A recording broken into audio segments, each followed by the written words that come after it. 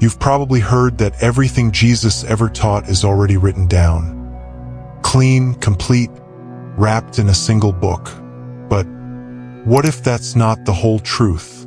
What if some of the most powerful, life-changing wisdom he shared never made it into the final draft?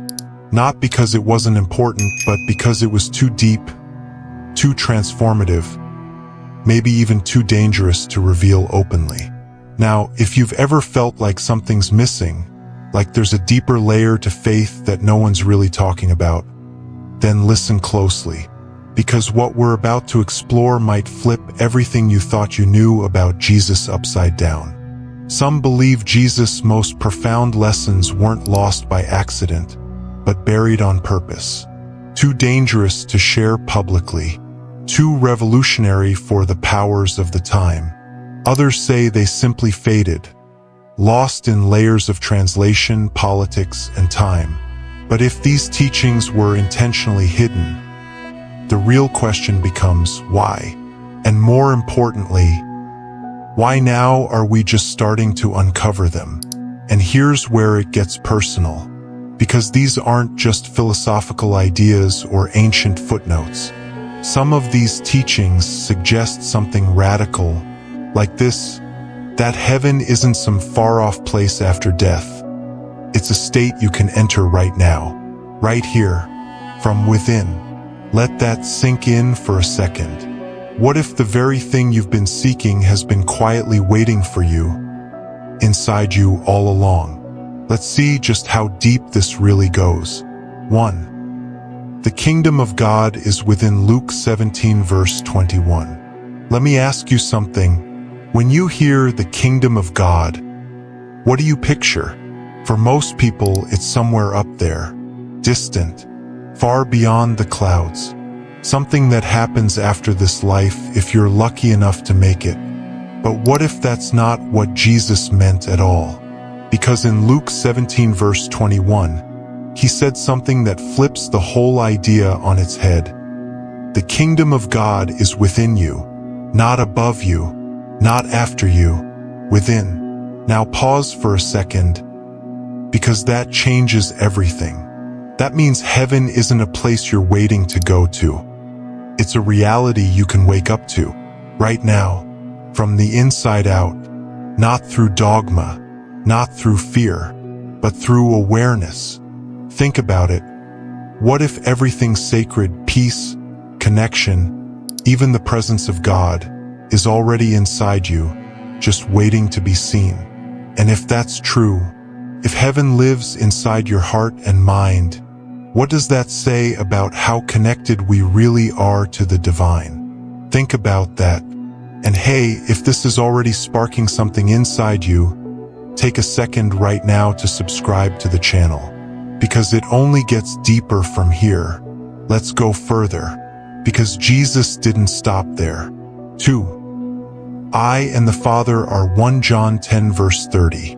Now, here's something that sparked debate for centuries.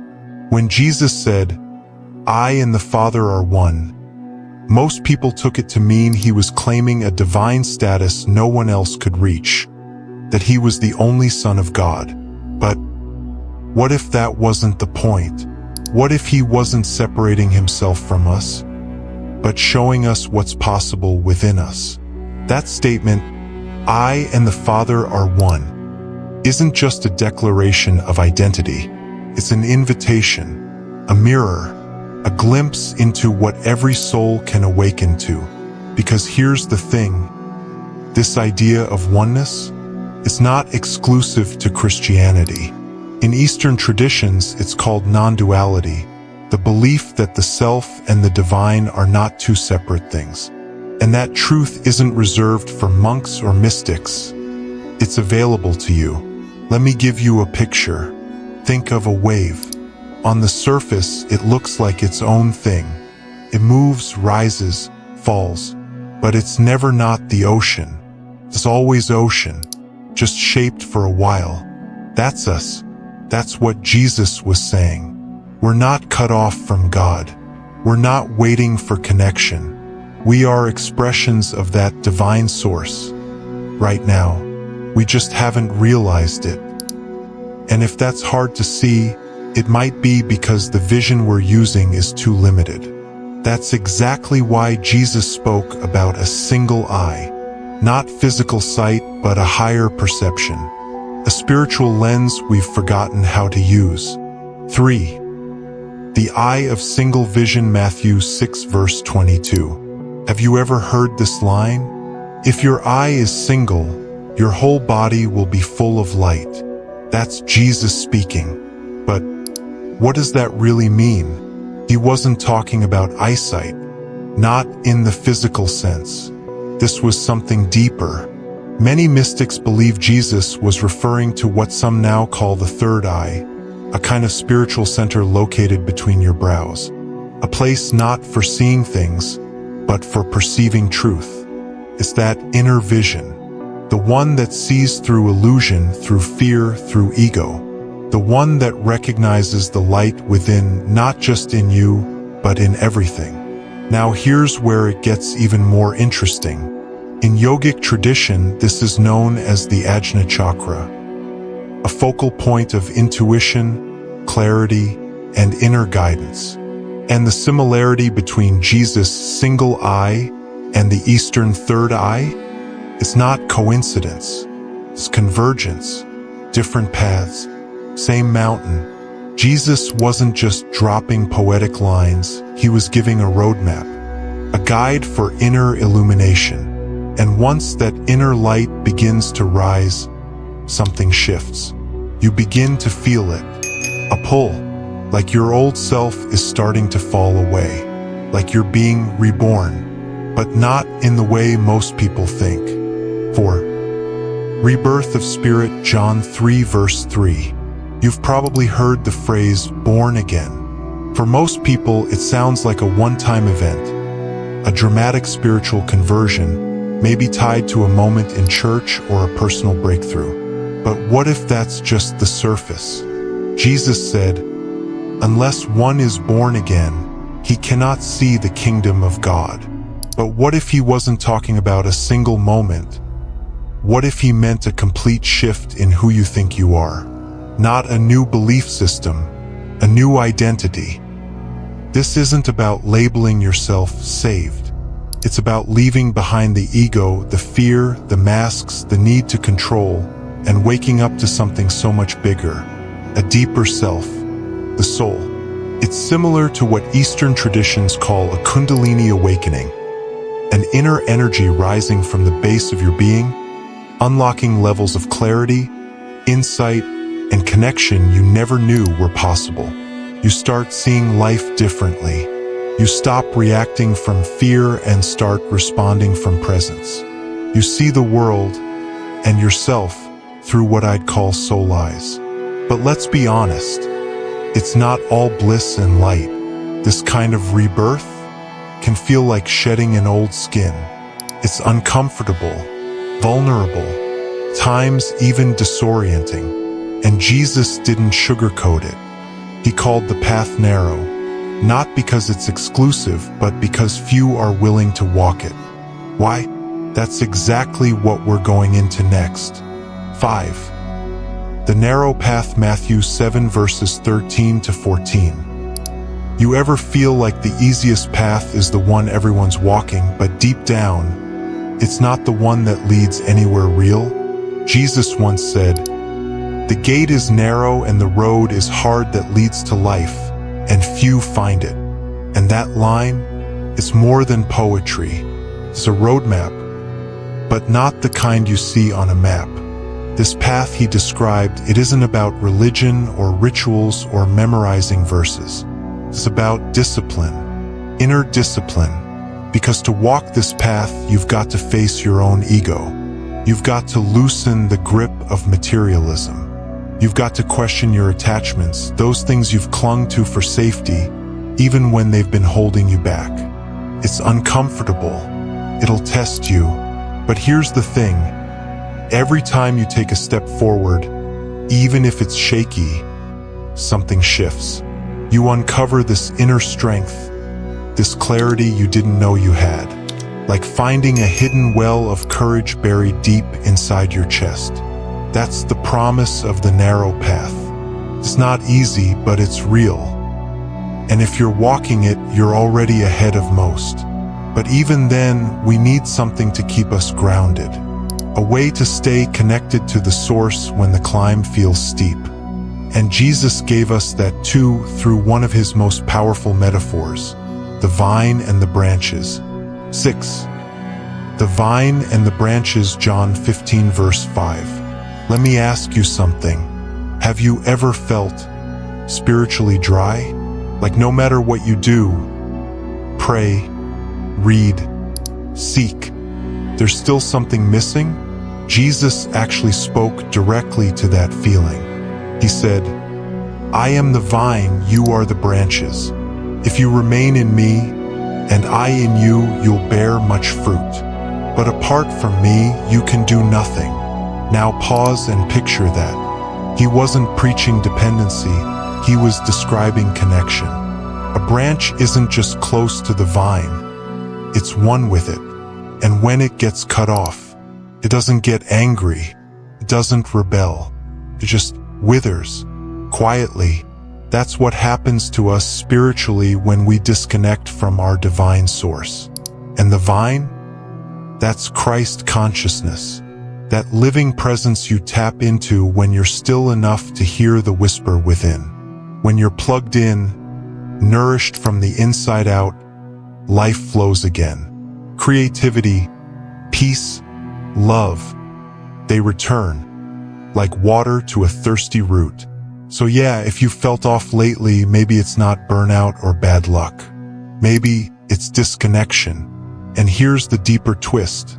If this teaching is that powerful, that transformative, then why wasn't it shared loudly and openly? Why did so much of it feel like it was hidden between the lines? Maybe because someone else carried the keys. Someone whose voice was almost erased. Mary Magdalene. She may have understood Jesus better than anyone, and her story might hold the missing link in all of this. Oh, and if what we've covered so far is clicking with you, and something deep inside feels like, this is what I've been looking for, then take a second to subscribe so you don't miss what's coming next. Because in just a moment, we're diving into how to live these teachings, not just understand them. But first, let's talk about what Mary knew and why it matters now more than ever. 7. Mary Magdalene and the inner circle. Jesus taught thousands, but he only shared his most intimate truths with a handful. Why? Why did he have an inner circle, and why were some things kept just for them? Now here's where it gets really interesting. Among that inner circle was someone the mainstream church often overlooks or misrepresents. Mary Magdalene, not a side character, not just the woman at the tomb. Some ancient texts say she understood Jesus more deeply than anyone else, that she didn't just follow him, she got him. At a soul level, she wasn't just listening, she was learning. In fact, in the Gospel of Thomas, a text you won't find in most Bibles, Jesus emphasizes that self-knowledge is the path to salvation. Not blind belief, not rituals, self-awareness. And guess who was said to carry that message forward? Mary. Now think about this. If Jesus really was planting seeds for a spiritual revolution, an inner awakening, then maybe Mary held the keys to that revolution. And maybe that's why her role was minimized in history, because what she preserved wasn't just teachings, it was transformation. And that raises another question no one likes to ask. What if Jesus didn't just teach these things? What if he learned them? Could he have traveled? Studied elsewhere? That brings us to a part of his life that most people never talk about. The years that went completely undocumented. 8. Jesus' hidden years. Possible Eastern influences. What happened to Jesus between the ages of 12 and 30? Think about it, nearly 2 decades of silence. No records, no scriptures, just a gap. Now, some believe he stayed local, lived quietly, but others say he may have traveled east, India, Tibet, Egypt, seeking wisdom far beyond what most ever imagined. And here's the wild part.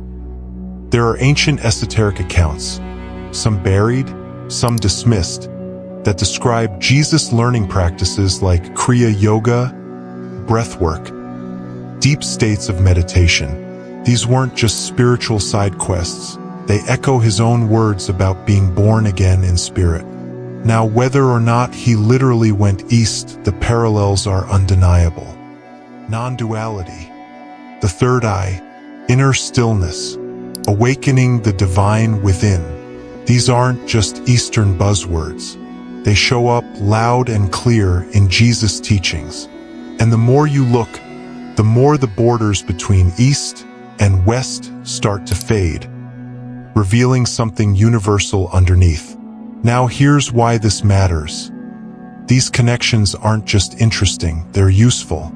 If Jesus was teaching a spiritual path, not just a belief system, then understanding these roots can completely shift how you live your faith today. And we're about to get practical. Everything we've explored, every hidden teaching, every forgotten truth, it all points to one simple but powerful idea. Jesus wasn't just teaching belief. He was teaching transformation, a shift from separation to unity, from ego to spirit, from searching out there to awakening within. This is what's often called Christ consciousness, not worshiping Jesus from a distance, but actually awakening the same divine spark he embodied. Now the question is, how do you live that? Let me give you a few simple, real-world steps. No fluff, just what works. First, prayer. Not just words, not noise.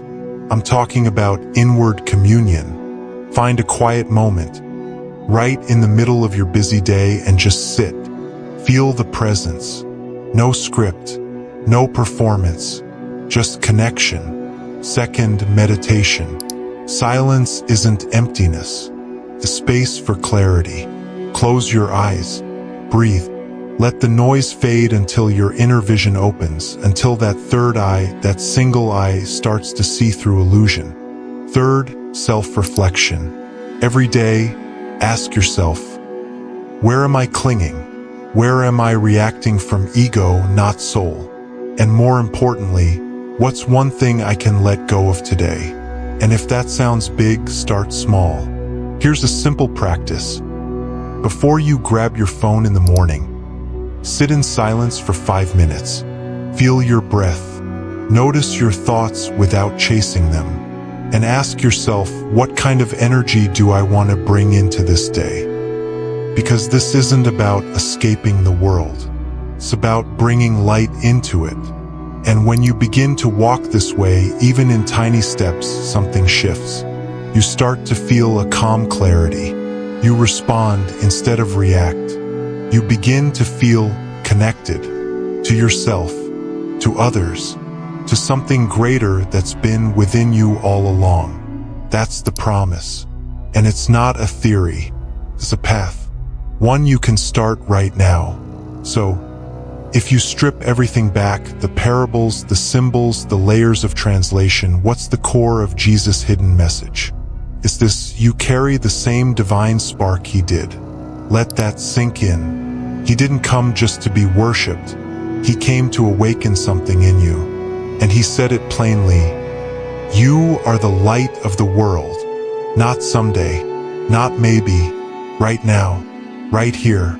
This isn't just poetic. It's literal. That light, the same consciousness, the same presence, the same divine essence. It's in you. And you don't need permission to access it. You don't need approval from a system or title or tradition. It's already inside.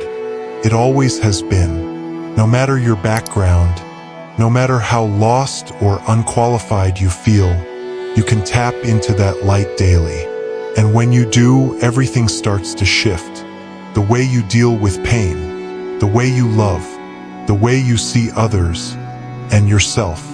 Because this isn't about religion. It's about remembering who you are. If this message made sense to you, if something finally clicked, then here's a small but powerful step. Type this in the comments to show you've made it to the end. The light is within me, not just as words, but as a reminder, a truth you're ready to live. And if any part of this stirred something in you, if you felt even the slightest sense that this is what you've been missing, don't stop here. Like the video, subscribe to the channel,